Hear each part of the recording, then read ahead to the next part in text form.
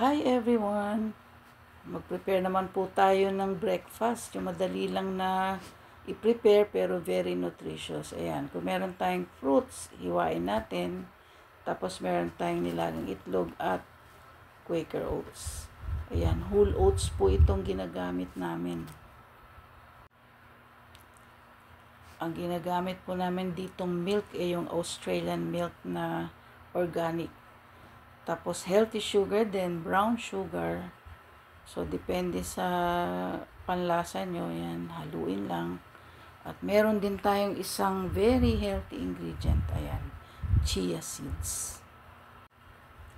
According dun sa package niya, pwede rin itong ilagay sa salads, smoothies, at dyan sa oatmeal.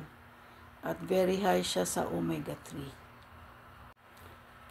High in fiber rin po siya, katulad ng ating whole oats. At ancient times pa po, ibig sabihin thousands of years, considered na to na food for warriors. So, energy food po talaga.